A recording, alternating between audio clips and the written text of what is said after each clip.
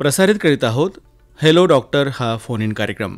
विषय वेदनारहित प्रसूती. सहभाग स्त्रीरोग, वंध्यत्व आणि प्रसूतीशास्त्र तज्ज्ञ डॉक्टर जया सावरकर. सूत्रसंचालन ज्योती हातेकर यांचं. सादर करते सूरज गोळे. या कार्यक्रमाला प्रायोजकत्व लाभलेलं आहे Savarkar maternity and multi speciality hospital, Ramnagar, Akola यांचं.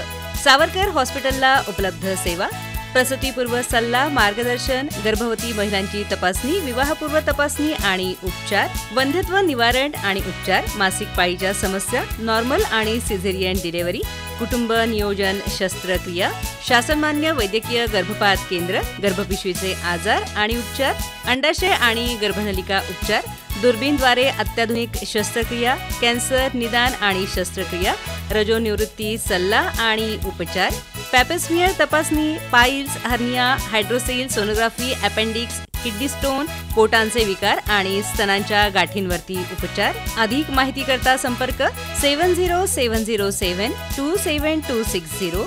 फोन नंबर पुन्हा एकदा ऐका 7070727260. हॅलो डॉक्टर, आरोग्यविषयक शंकांचं थेट डॉक्टरांकडून निरसन. Hello doctor.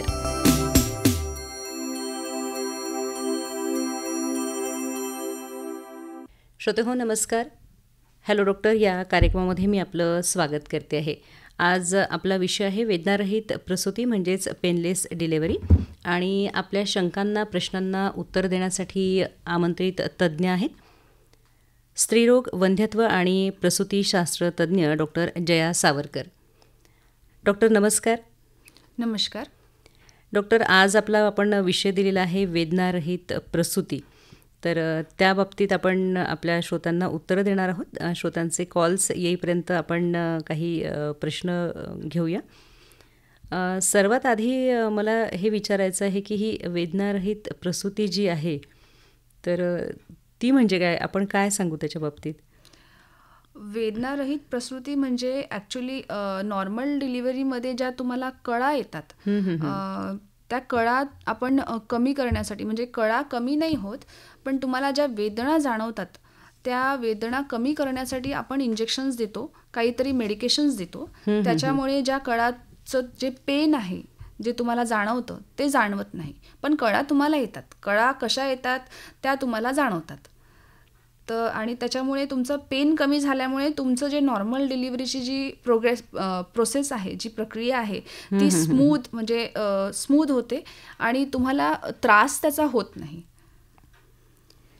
ही जी पद्धत आहे आपण जी वापरणार आहोत की आपल्याला त्रास झाला नाही पाहिजे आणि डिलिव्हरी तर होणार आहे, पण ही पद्धत सुरक्षित आहे का? कारण जेव्हा कळा सुरू होतात, त्रास सुरू होतो आपल्याला, तेव्हाच असं वाटतं की आता सगळं नॉर्मल आहे, डिलिव्हरी पण नॉर्मल होणार आहे. बरोबर. तर ही पद्धत सुरक्षित आहे का? हो, ही पद्धत एकदम सुरक्षित आहे. कारण की ही जी प्रक्रिया आहे आपण ॲनेस्थेटिस्ट जे असतात, जे भूलतज्ञ असतात त्यांच्या देखरेखीखालीच करतो. आणि या सगळ्या जे मेडिकेशन्स आपण वापरतो आहे या प्रक्रियेसाठी ते पण बाळ आणि आई दोघांसाठी पण सेफ असतात. त्यामुळे पेनलेस डिलिव्हरी जर तुम्ही विचार करत असाल पेनलेस डिलिव्हरी करण्याचा, तर तो नक्कीच चांगला विचार आहे. आणि त्याच्यामुळे आई आणि बाळ यांच्यावर काहीही दुष्परिणाम होत नाहीत. मुख्य म्हणजे तेच मला जाणून घ्यायचं होतं की बाळाला त्याचा काही त्रास होतो का? तर तुम्ही सांगितलंच आहे की बाळावरती काहीही परिणाम होत नाही. पण मग ही जी नैसर्गिक क्रिया असते की कळा सुरू झाल्या आणि मग डिलिव्हरी होणार आहे, प्रसूती होणार आहे, ही नैसर्गिक आहे. आपण त्याच्यामध्ये कुठेतरी ती वेदना थांबवतो आहोत. तर मग ती प्रसूती जी आहे, ती प्रक्रिया जी आहे ती नैसर्गिक, ती बदलते का? तिच्यामध्ये काही बदल होतात का? नाही, तिच्यामध्ये काहीच बदल होत नाही. कारण की तुम्हाला ज्या तुमच्या रुटीन ॲक्टिव्हिटीज आहे, जसं चालणं, बोलणं, हे सगळं तुम्हाला करता येतं. आणि जे तुमचं प्रोग्रेस आहे, तुमच्या कळा वाढणं हळूहळू, नंतर सर्वायकल डायलेटेशन म्हणतो आपण त्याला, ते सर्वायकल डायलेटेशन वाढणं, हे सगळं. आपल्याला एक कॉल येतोय, आपण तो आधी घेऊया. नक्कीच. हॅलो. हॅलो. बोला. हॅलो डॉक्टर, या कार्यक्रमासाठी आपला फोन लागलेला आहे. मॅडम मी आता त्या आकाशवाणीवरती ऐकला होता एक कार्यक्रमाचा वेदनारहित. आपलं नाव नाही सांगितलं आपण. हो, माझं नाव प्रशांत ठाकरे. मी अकोल्याला राहतो. अच्छा. तर मॅडम जसं मला जाणून घ्यायचं होतं की बा नेमकं म्हणजे आहे काय नेमकं, म्हणजे वेदनारहित हे प्रस्तुती म्हणजे नेमकं आहे काय ते? म्हणजे वेदना रहित म्हणजे वेदना होणार नाही. हा डॉक्टर, आपण काय सांगू? ॲक्च्युली कसं असतं दादा, नॉर्मल डिलिव्हरीमध्ये फिमेल म्हणजे आपली जी आई असते तिला कळा येतात म्हणजे युट्रसचं कॉन्ट्रॅक्शन सुरू होतं. ठीक आहे, युट्राईन कॉन्ट्रॅक्शन होतं, त्यामुळे पेन चालू होतं. ठीक आहे, आणि पेन चालू झाल्यामुळे डिलिव्हरी हळूहळू प्रोग्रेस होते आणि पेन सर्वायकल डायलेटेशन पण सुरू होतं. त्याच्यामुळे मॅटर्नल एक्झॉशन होतं, तिला दुखतं, खूप जास्त त्रास होतो. आणि पेनलेस डिलिव्हरी म्हणजे काय होतं की आपण त्यांना पाठीमध्ये एक छोटीशी सुई देतो. सुई म्हणजे इपिड्युरल ॲनेस्थेशिया ज्याला म्हणतो, ती सुई दिल्या जाते आणि त्याच्यानंतर त्यांना मेडिकेशन्स दिल्या जातात त्याच्या थ्रू. तर जेणेकरून जे डिलिव्हरी करताना त्यांना ज्या वेदना म्हणजे जे पेन होतं ते आईला जाणवत नाही. तर पेन न जाणवल्यामुळे कसं आहे, तिची जी डिलिव्हरीची प्रक्रिया आहे ती सुरूच राहते, म्हणजे तिला कळा सुरूच राहतात. जी प्रोग्रेस आहे सर्वायकल डायलेटेशन वगैरे ते सगळं नॉर्मली सुरू राहतं. पण फिमेलला जे पेन होतं जनरली त्याच्यामध्ये ते तिला जाणवत नाही, कारण की आपण मेडिकेशन देतो. आता समजा तुम्हाला काही त्रास असेल, हात दुखतोय किंवा पाय दुखतोय, तर तुम्ही एखादी पेन किलर घेतली तर तुम्हाला त्याचं पेन जाणवत नाही त्याच्यानंतर. बरोबर. तसंच पेनलेस डिलिव्हरीचं आहे की नॅचरली जी डिलिव्हरीची प्रोग्रेस आहे ती तुमची चालू राहील. ठीक आहे, डिलिव्हरी तर होईलच तुमची, पण तिच्या ज्या कळांमुळे होणारा जो त्रास आहे, ज्या वेदना आहे, त्या तिला जाणवणार नाही. अच्छा, तर त्याच्यामुळे मॅडम हे सिझर वगैरे जे प्रमाण वाढलेलं आहे आता हल्ली, म्हणजे 98% सिझरचं प्रमाण झालं आहे, तर त्याच्यामध्ये काही हे होणार का? ऍक्च्युली असं आहे की नॅचरल डिलिव्हरी जर तुमची होत असेल, नॉर्मल डिलिव्हरीचे पण काही क्रायटेरियाज असतात आणि सिझेरियनचे पण क्रायटेरियाज असतात. आता काही कंडिशनमध्ये कसं असतं की आई एक्झॉस्ट होऊन जाते, तिला पेन सहन होत नाही, त्याच्यामुळे मग ते म्हणतात की नाही आमचं सिझर करून टाका. तर मग हे जे रिझन आहे, म्हणजे जे मॅटर्नल एक्झॉशन आहे, नंतर घरचे पण म्हणतात की नाही तिला खूप त्रास होत आहे मॅडम, तुम्ही आता सिझर करून टाका. हे जे तुमचं नंतरचं वाक्य आहे ते तुम्ही बोलणार नाही. आणि मग पेन नसल्यामुळे ती नॅचरली प्रोग्रेस करू शकेल आणि डिलिव्हरी होऊन जाईल. त्यामुळे तो जो एक आहे रिझन सिझर होण्याचं ते कमी होऊन जाईल. म्हणजे मॅटर्नल एक्झॉशन आणि maternal demand on request of maternal demand जे आम्ही सिझर करतो ते होणार नाही. त्यामुळे सिझरचं प्रमाण कमी होऊ शकतं.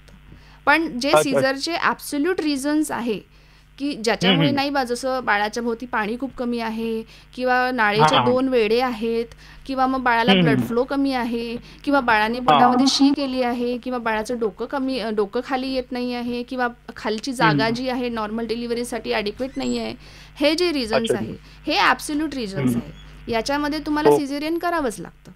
पण जसं आणि दुसरं म्हणजे पहिलं सिझेरियन सेक्शन असेल तर त्याच्यामध्ये तुम्हाला पहिलं सीझर असेल तर ह्या सगळ्या गोष्टींमध्ये सीझर करावंच लागतं. पण जर तुमचं पहिली डिलिव्हरी आहे आणि सगळ्या गोष्टी बरोबर आहे, बाळ व्यवस्थित आहे, पाणी व्यवस्थित आहे, बाळाच्या भोवती नाळेचे वेडे नाही आहेत, जागा व्यवस्थित आहे, तुम्ही नॉर्मली ट्रायल देऊ शकता, तर या गोष्टीमध्ये तुम्ही नॉर्मल डिलिव्हरी करू शकता. त्याच्यासाठी सीझर करण्याचं काहीच कारण नाही. मला असं वाटतं सविस्तर उत्तर आपल्याला मिळालंय. धन्यवाद मॅडम. आपण बोलत होतो ते हे जे नैसर्गिक प्रक्रिया बदलते का याच्याविषयी, तर मला असं वाटतं बरंचसं उत्तर आपण या आत्ताच्या प्रश्नामध्ये दिलेलं आहे. मला हे विचारायचं आहे, हे जे एपिड्युरल आहे किंवा हे जे इंजेक्शन पाठीतनं दिल्या जातं वेदना होऊ नये म्हणून, तर त्याच्यानंतर मग ती जी गर्भवती असते तर तिला चालता येतं का, म्हणजे तिचं सगळं काम नॉर्मल राहतं का? तेच मी सांगितलं की तुमची जे नॅचरल आहे गोष्टी आहेत, चालणं, बोलणं, तुम्ही खाणं पिणं म्हणजे पाणी पिणं, ज्यूस पिणं, हे सगळं तुम्ही नॅचरली करू शकता, चालू पण शकता, काहीच प्रॉब्लेम नाही आहे. कारण आपण कमरेचा सीझरमध्ये ॲक्च्युली कसं होतं, सीझरमध्ये जो ॲनेस्थेशिया लागतो त्याच्यामध्ये कमरेखालून खालचा भाग पूर्णपणे बधीर केला जातो. पण इपिड्युरलमध्ये आपण पूर्णपणे बधीर करत नाही, कारण की पूर्णपणे बधीर केला तर मग ती जोर नाही लावू शकत. शेवटी जो बिअरिंग डाऊन इफेक्ट्स असतात ते त्याला द्यावे लागतात. त्यामुळे पूर्ण बधीर करत नाही, थोड्या प्रमाणात बधीर करतो. त्यामुळे ती कोणाच्या तरी म्हणजे नातेवाईकाच्या मदतीने चालू शकते. नंतर ती बोलू पण शकते. नंतर डिलिव्हरी झाल्यावर ती स्वतःच्या बाळाला बघू शकते, जवळ घेऊ शकते. पूर्ण जी प्रोसेस आहे ती कशी आणि काय होत आहे हे पण त्याच्यामध्ये तिला माहिती असतं. भीती ही अशी असते की आपण जेव्हा काहीतरी वेगळं करतो आहोत, आपल्या वेदना थांबण्यासाठी जरी असेल तरी पण भीती ही असते की याचे काही साईड इफेक्ट्स होतील का, नंतर काही दुखेल का. तर ही जी शंका जी आहे तर त्याचं आपण काय उत्तर द्याल? ॲक्च्युली ते जे असतं साईड इफेक्ट्स, तसे साईड इफेक्ट्स तर काहीच नाही आहे. पण थोडी तात्पुरती थोडीशी पाठदुखी आहे, नंतर डोकेदुखी आहे, असा त्रास होऊ शकतो. पण उलट ॲक्च्युली इपिड्युरल जर तुम्ही घेतला तर आई रिलॅक्स होते. आई रिलॅक्स झाल्यामुळे कसं शेवटी जेव्हा डिलिव्हरी करण्याची वेळ येते तेव्हा जी महिला एक्झॉस्ट होते, एक्झॉस्ट झाल्यामुळे जी डिलिव्हरी करण्यासाठी जो जोर लावायचा असतो, ज्याला बिअरिंग डाऊन इफेक्ट्स आपण म्हणतो, तो लावण्यासाठी जेव्हा ती वेदना सहन करून असते तेव्हा ती करत नाही. त्यामुळे बऱ्याचदा नॉर्मल डिलिव्हरीसाठी शेवटच्या वेळेला आपल्याला प्रॉब्लेम येतो. पण तुम्ही वेदनारहित प्रसूतीला जर ऑप्शन घेतलं, इपिड्युरल अनॅल्जेशियाचं जर ऑप्शन घेतलं तर ती एक्झॉस्ट होणार नाही आणि त्यामुळे कसं शेवटी जो तिचा एफर्ट्स लावायचे असतील ते ती व्यवस्थित लावू शकेल. आणि त्रास तर काहीच नाही, साईड इफेक्ट असे काही जास्त नाही आहे. किरकोळ साईड इफेक्ट आहे, पाठ दुखणे, डोके दुखणे, तेवढं ते नॉर्मल डिलिव्हरीच्या पूर्ण प्रोग्रेसमध्ये वेदना सहन करून जो त्रास होतो त्याच्यापेक्षा ते नक्कीच कमी आहेत. नक्कीच. डॉक्टर, आपण हे काय सांगू की आपण जेव्हा इंजेक्शन देतो त्या ज्या वेदना होतात, तुम्ही सांगितलं की त्या अतिशय कमी असतात. आपण फोन कॉलला उत्तर देऊया आधी. हॅलो. हॅलो.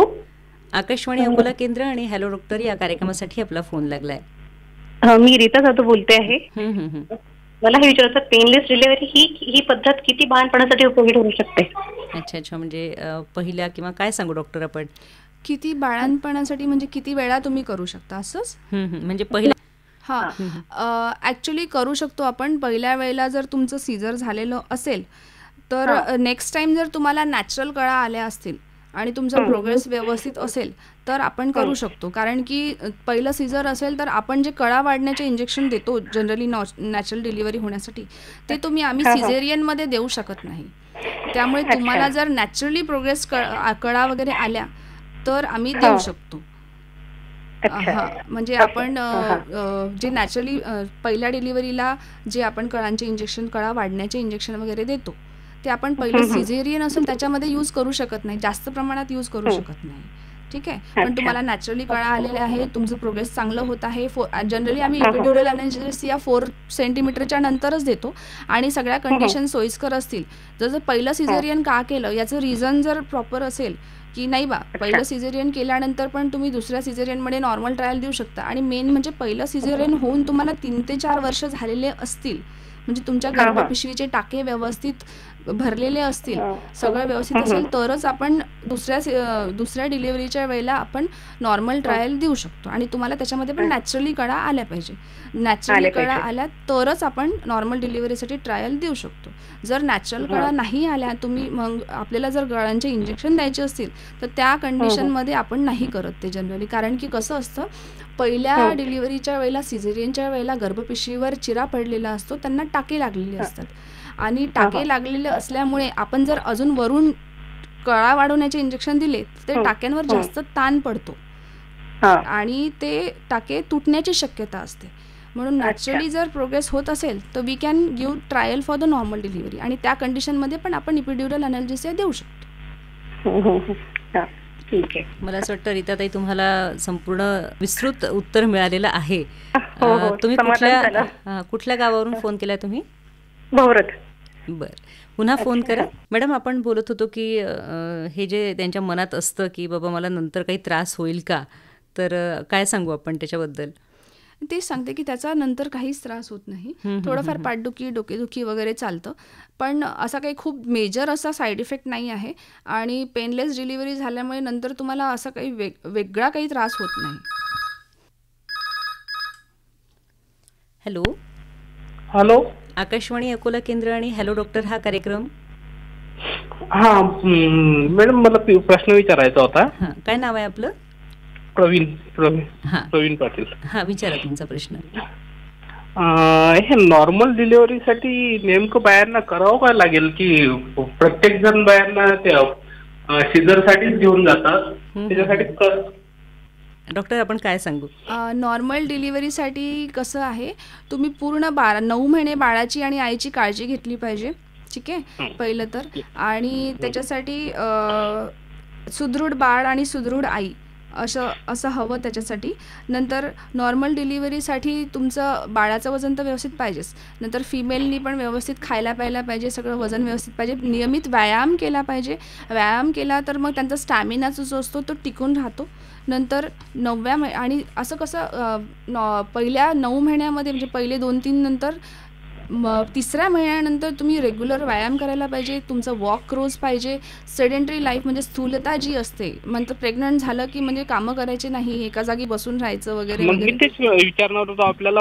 पहिले डॉक्टर हे सांगतात की पेशंटनी आराम व्यवस्थित करावा. हा, तर पहिल्या 3 महिन्यामध्ये आम्ही सांगतो त्यांना आराम करा म्हणून, कारण की पहिल्या 3 मध्ये अबॉर्शन वगैरे होण्याचे चान्सेस जास्त असतात. ठीक आहे, पण नॉर्मल वॉक तुम्ही करू शकता, बरोबर. हां, आणि नंतर सेकंड ट्रायमेस्टरमधून पहिल्या 3 महिन्याच्या नंतर जर काही कॉम्प्लिकेशन नसेल, म्हणजे जसं प्लासेंटा प्रिव्हिया नसेल किंवा आधीचे अबॉर्शन झालेले नसतील किंवा दुसरं काही कॉम्प्लिकेशन नसेल समजा, तर तुम्ही नियमित प्रेग्नन्सीमध्ये जो योगा करतात, योगा असतो, त्याचे व्यायाम्स असतात, ते तुम्ही करू शकता. त्याच्यामध्ये डक वॉक असते, नंतर बटरफ्लाय व्यायाम असतो, असे भरपूर व्यायाम आहेत, ते तुम्ही करू शकता. आणि ते तुम्ही रेग्युलर केले आणि 9व्या महिन्यामध्ये पण तुम्ही हे व्यायाम चालूच ठेवले तर कसं फिमेल तेवढी ॲक्टिव्ह राहते आणि मग बाळाचं डोकं पण व्यवस्थित खाली येतं. ज्याला डकवॉक म्हणतो, डकवॉक जर तुम्ही 9व्या महिन्यापासून सुरू केला, बटरफ्लाय एक्सरसाइज जी आहे ती तुम्ही जर सुरू केली, योगा जे 9व्या महिन्यामध्ये जे योगा केल्या जातात फिमेलच्या ॲक्च्युली नॉर्मल डिलिव्हरीसाठी पण व्यायाम येतात, ते व्यायाम जर तुम्ही रेग्युलर चालू केले तर नॉर्मल डिलिव्हरीची शक्यता आहे.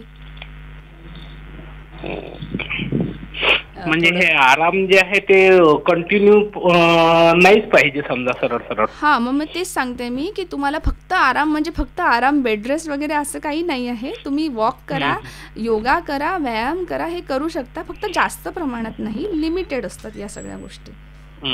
Okay, thank you ma'am. मॅडम, आपण पाहिलं की ही जी आपण पेनलेस डिलिव्हरी म्हणतो, तर सुई कुठे दिल्या जाते ते पण आपण सांगितलं, बधिरपणा किती प्रमाणात येतो ते पण सांगितलं. पण एक शंका अशी आहे की याच्यामुळे हे इंजेक्शन दिल्यामुळे, हे एपिड्युरल घेतल्यामुळे हा जो प्रसूतीचा कालावधी आहे किंवा कळा येण्याचा कालावधी आहे किंवा लेबर पेन्स आहे, ते हा वाढतो का? नाही, तो त्या इंजेक्शनमुळे वाढत नाही. ॲक्च्युली इपिड्युरल अनॅल्जेसिया दिल्यामुळे तो कालावधी वाढत नाही. ॲक्च्युली फिमेलची बॉडी बाकी जी नैसर्गिकरित्या होणारी प्रक्रिया जी आहे तिला कसा रिस्पॉन्ड करते त्याच्यावर डिपेंड करतो. आम्ही जे कळा वाढण्याचे इंजेक्शन देतो किंवा तिला नॅचरली ज्या कळा येतात त्याचा प्रोग्रेस कसा होतो त्याच्यावर ते डिपेंड करतं. इपिड्युरल अनॅल्जेसियाचा किंवा वेदनारहित प्रसूती करण्यासाठी जे इंजेक्शन्स लागतात त्याचा तुमच्या नॅचरल प्रोग्रेस जी आहे त्याच्यावर काहीच इफेक्ट होत नाही. त्यामुळे नॅचरली जी प्रोग्रेस होणार आहे ती प्रोग्रेस होणारच आहे. तुम्ही जर म्हणत असाल की इपिड्युरल अनॅल्जेसिया दिल्यामुळे प्रोग्रेस झालं नाही, बाळाचं डोकं खाली आलं नाही किंवा सर्व्हिक्सचं तोंड म्हणजे जागा प्रॉपर उघडली नाही, तर नाही, हे फार चुकीचं आहे. ते सगळं व्यवस्थित होतं. म्हणजे इपिड्युरल अनॅल्जेसियाचा त्याच्यावर इफेक्ट होत नाही. जे नॅचरली व्हायचं आहे ते नॅचरलीच होतं. याच्यामध्ये फक्त आपण तुमची वेदना कमी करतो, दुसरं काहीच करत नाही. हॅलो, कुठल्या गावाहून फोन केलाय तुम्ही? गुड मॉर्निंग मॅम, मी अकोल्यावरून बोलते, जागती रोडला राहते मी. बरं. माझे नाव सना धांडे. हां, विचारा तुमचा प्रश्न. माझा क्वेश्चन हे होता, जे पेनलेस डिलिव्हरी आहे तो हे कशा प्रकारे होणार आणि काय प्रोसिजर आहे याची? बरं मॅडम, आपण काय सांगू? पेनलेस डिलिव्हरीमध्ये तुम्हाला जर कळा नॅचरली सुरू झाल्या किंवा नॅचरली नाही, तुमचं ड्युरेशन पूर्ण झालं आहे, कळा नाही आल्या, मग तुम्ही आमच्याकडे आले, आपण कळांचे इंजेक्शन दिले, तर तुम्हाला कळा सुरू झाल्या आणि सर्वायकल डायलेटेशन म्हणजे खालची जी गर्भपिशवीचं तोंड आहे ते जेव्हा आहे ॲक्टिव्ह लेबरमध्ये तुम्ही जाता, म्हणजे जेव्हा तुमच्या कळा खूप वाढतात, 4 सेंटीमीटरच्या वर जेव्हा तुमचं डायलेटेशन होतं तेव्हा आपण तुम्हाला इपिड्युरल अॅनल्जेसिया म्हणजे पाठीमध्ये सुई देतो आणि त्याच्या थ्रू आम्ही 2-3 इंजेक्शन सोडतो, जेणेकरून ज्या कळा वाढतात नंतर, म्हणजे आधी कमी असतात, नंतर त्या वेदना वाढतात ते. हा, तर त्या वाढणाऱ्या कळा ज्या आहे त्या तुम्हाला जाणवत नाही त्या इंजेक्शन्समुळे. हा, त्या तुम्हाला जाणवत नाही आणि तुमची जी नॉर्मल प्रक्रिया असते डिलिव्हरी होण्याची, ती नॉर्मली जशी होते तशीच होत राहते. त्याचा काही त्याच्यावर इफेक्ट होत नाही. फक्त तुम्हाला ज्या वेदना जाणवतात त्या वेदना तुम्हाला जाणवत नाही. Okay ma'am. आपण पाहिलं की तुम्ही सांगितलं एपिड्युरल घेतल्यानंतर पण आपण नातेवाईकांच्या मदतीने उठू बसू शकतो, पण त्याच्यानंतर काय एक त्याचा परिणाम जो आहे तो कधीपर्यंत राहतो? त्याच्यानंतर मग तिला स्तनपान वगैरे असेल किंवा बाकीच्या सगळ्या डिलिव्हरीनंतरच्या ज्या गोष्टी आहेत, ज्या बाबी आहेत, त्या तिला सहजरित्या करता येतात का? हो, डिलिव्हरीच्या ॲक्च्युली कसं आहे, इपिड्युरल अॅनल्जेशियाचा इफेक्ट जो आहे, जो आपण ड्रग देतो त्याचा इफेक्ट काही काळच राहतो. त्याला आपल्याला नंतर टॉपअप द्यावा लागतो. ठीक आहे. इपिड्युरल अॅनल्जेसियाचा इफेक्ट जो आहे 1 ते दीड ते 2 तास राहतो. ठीक आहे. त्याच्यानंतर पण प्रोग्रेस, तिला पेन चालू झालं तर आम्ही परत त्यांना टॉपअप देतो. ठीक आहे. म्हणजे परत ड्रग्स दिल्या जातात. तर मग त्या अॅनल्जेसियाचा इफेक्ट 1.5 ते 2 तासच राहिल्यामुळे जेव्हा डिलिव्हरी होते, डिलिव्हरी झाल्यानंतर फिमेलला सगळं काही कळतं. तिचा तो ड्रगचा इफेक्ट आहे तो कमी होऊन जातो आणि कमी झाल्यामुळे मग तिचे जे नॅचरल गोष्टी आहेत ते ती करू शकते. कारण इपिड्युरल अॅनल्जेसिया एकदा दिल्यानंतर कंटिन्यू राहतो असं नाही आहे. त्याला आपल्याला 1 ते 1.5 तासानंतर रिपीट ड्रग द्यावे लागतात. म्हणजे प्रोग्रेस कसा होतो त्यानुसार मग आम्ही ते मॉनिटर करतो. आणि या दरम्यान सगळं तिची BP, पल्स आणि बाकी तिला काही त्रास होतो आहे का काय नाही ते सगळं आम्ही मॉनिटर करतो.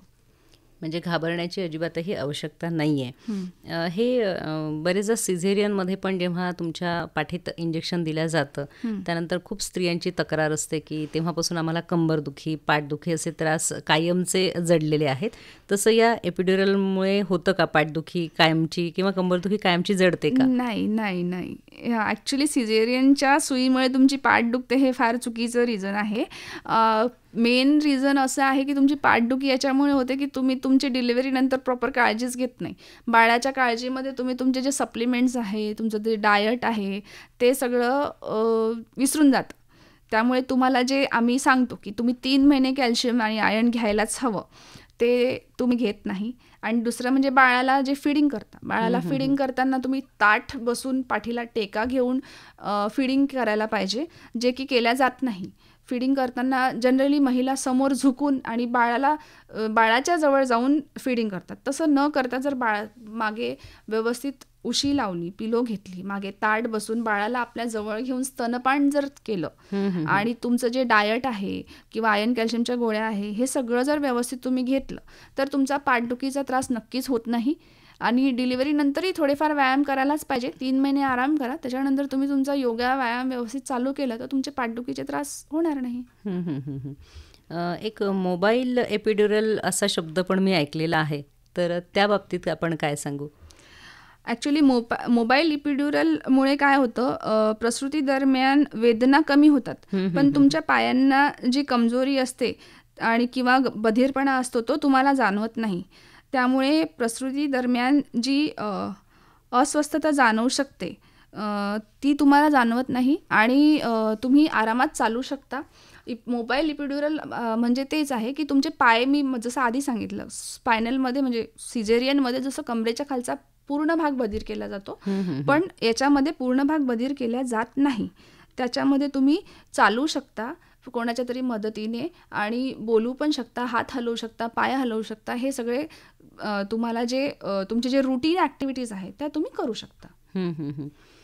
वेदना होऊ नये म्हणून आपण हे इंजेक्शन घेणार आहोत, पण अशी अगदी आपण 100 पैकी 1 म्हणा, 1000 पैकी 1 म्हणा, असं काही शक्यता असते का की हे एपिड्युरल जे आहे तर हे काम करणार नाही किंवा मग त्याच्यामुळे थोडाफार काहीतरी त्रास झाला, अशी शक्यता असते का? हो, काही 100 पैकी एखाद्या महिलाला डोकेदुखी होऊ शकते किंवा तिच्या कळा पूर्णपणे कमी होऊ शकत नाही, असं होऊ शकते. आणि मग कळा पूर्ण कमी न झाल्यामुळे पेन होऊ शकतं. असं काही नाही, कारण की प्रत्येकाचा पेन थ्रेशोल्ड वेगळा असतो. त्यामुळे ड्रग्स किती काम करतं त्याच्यावर पण डिपेंड करतं. मग अशा वेळेला नेमकं काय उपाययोजना केल्या जातात? ॲक्च्युली अशा वेळेला कसं आहे, जर व्यवस्थित प्रोग्रेस नाही झाला किंवा जोर न म्हणजे फिमेलला जोर नाही लावता आला, तर मग आपल्याला व्हॅक्यूम डिलिव्हरी किंवा मग चिमटा लावून डिलिव्हरी करावी लागू शकते. त्यामुळे कसं वेदना कमी नाही झाल्या आहे किंवा पेशंटला त्रास होतो आहे, त्याच्यामुळे बाळाचं डोकं खाली आलं नाही प्रॉपर, किंवा ती कळा घेऊ शकत नाही किंवा जोर लावू शकत नाही आहे, त्याच्यामुळे बाळाला जे जोर लावल्या, फिमेलला शेवटी डिलिव्हरी करताना जोर लावावा लागतो जेणेकरून बाळ खाली येईल. जर ते नाही करू शकली तर मग आपल्याला चिमटा किंवा व्हॅक्यूम लावून डिलिव्हरी करावी लागते. अशा याच्यामध्ये मग बाकीचे काही त्रास जाणवतात का, की बीपी कमी झाला किंवा अजून काही? हो, ते सगळं होऊ शकतं. उलटी मळमळ वाटू शकते, बीपी कमी होऊ शकतो. मग त्याच्यासाठीच म्हटलं ना की ॲनेस्थेशिया म्हणजे भूलतज्ञाच्या देखरेखीखाली ह्या सगळ्या प्रोसेस होतात. मग त्याप्रमाणे मग आम्ही त्यांना मॅनेज, म्हणजे जे भूलतज्ञ आहे त्याप्रमाणे इंजेक्शन्स किंवा सलाईन वगैरे लावून ते सगळं काही आम्ही मॅनेज करतो. तज्ज्ञांच्या मार्गदर्शनाखाली असल्यामुळे टेन्शन घेण्याची गरज नाही आहे. तरी पण आपण हे काय सांगू की जेव्हा आपण नॉर्मल डिलिव्हरीसाठी पण पेनलेस डिलिव्हरी हा पर्याय वापरतो आहोत, तर त्यावेळेला खर्चाच्या दृष्टीने म्हणा किंवा इतर काय बाबी सांगू आपण? ॲक्च्युली नॉर्मल डिलिव्हरीपेक्षा त्याच्यामध्ये खर्च थोडा जास्त लागतो, कारण की त्याच्यामध्ये ॲनेस्थेटिक तज्ज्ञ म्हणजे भूलतज्ञ जे असतात त्यांची इन्व्हॉल्वमेंट होते. नॉर्मल डिलिव्हरीमध्ये आपण त्यांना बोलवत नाही, पण पेनलेस डिलिव्हरीमध्ये आपण त्यांना बोलवतो. नंतर त्यांना जे मेडिकेशन्स लागतात, जसं इपिड्युरल ॲनाल्जेसिया लागतो, आणि शिवाय आपण त्यांना वेगवेगळे ड्रग्स पण देतो, तर त्याचा खर्च थोडा वाढतो. असं आहे. तर नॉर्मल डिलिव्हरीपेक्षा थोडा जास्तच खर्च येतो, कारण ॲनेस्थेशिया आणि भूलतज्ञांची मदत आपल्याला लागते त्यासाठी. पण सर्वच्या सर्व महिलांसाठी ही पद्धत योग्य आहे का, किंवा नेमक्या कोणत्या महिलांसाठी योग्य आहे? ॲक्च्युली सगळ्या महिलांसाठी जनरली आपण करू शकतो, पण काही महिलांना ज्यांना रक्त पातळ करण्याची औषधी घेत असतील किंवा न्यूरोलॉजिकल काही आजार आहे किंवा पाठीचं काही ऑपरेशन झालेलं आहे, तर त्यांना आपण हे म्हणजे देऊ शकत नाही. आणि हे आम्ही त्यांना आधी जर कोणी येऊन आमच्याशी कन्सल्ट केलं की नाही मला असं करायचं आहे, तर मग आम्ही भूलतज्ञांना दाखवून देतो, त्यांचा पण सल्ला घेतो, आणि मग नंतर ते आम्हाला सांगतात. म्हणजे भूलतज्ञच डिसाईड करतात की यांना आम्ही देऊ शकतो नाही देऊ शकत. श्रोते हो, आज आपण हॅलो डॉक्टर या कार्यक्रमामध्ये वेदनारहित प्रसूती म्हणजेच पेनलेस डिलिव्हरी याबाबत चर्चा केली. आपल्या प्रश्नांना स्त्रीरोगतज्ञ, वंध्यत्व आणि प्रसूतीशास्त्र तज्ज्ञ डॉक्टर जया सावरकर यांनी उत्तरं दिलीत. आजचा कार्यक्रम आता आपण इथेच थांबवूया. पुन्हा भेटूया पुढील कार्यक्रमात. तोवर नमस्कार. हॅलो डॉक्टर, आरोग्यविषयक शंकांचं थेट डॉक्टरांकडून निरसन. Hello doctor.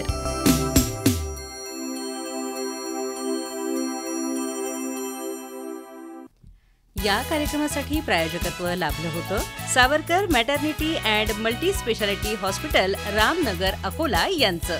सावरकर हॉस्पिटलला उपलब्ध सेवा: प्रसूतीपूर्व सल्ला, मार्गदर्शन, गर्भवती महिलांची तपासणी, विवाहपूर्व तपासणी आणि उपचार, वंध्यत्व निवारण आणि उपचार, मासिक पाळीच्या समस्या, नॉर्मल आणि सिझेरियन डिलिव्हरी, कुटुंब नियोजन शस्त्रक्रिया, शासनमान्य वैद्यकीय गर्भपात केंद्र, गर्भपिशवीचे आजार आणि उपचार, अंडाशय आणि गर्भनलिका उपचार, दुर्बीणद्वारे अत्याधुनिक शस्त्रक्रिया, कॅन्सर निदान आणि शस्त्रक्रिया, रजोनिवृत्ती सल्ला आणि उपचार, पॅपेस्मियर तपासणी, piles, hernia, hydrocele sonography, appendix, kidney stone, पोटांचे विकार आणि स्तनांच्या गाठींवरती उपचार. अधिक माहिती करता संपर्क 7070727260. फोन नंबर पुन्हा एकदा ऐका: 7070727260. आत्ताच आपण हॅलो डॉक्टर हा फोन इन कार्यक्रम ऐकलात. कार्यक्रमाचा आजचा विषय होता वेदनारहित प्रसूती. सहभाग होता स्त्रीरोग, वंध्यत्व आणि प्रसूतीशास्त्र तज्ज्ञ डॉक्टर जया सावरकर यांचा. सूत्रसंचालन ज्योती हातेकर यांचं. सादर करते सूरज गोळे.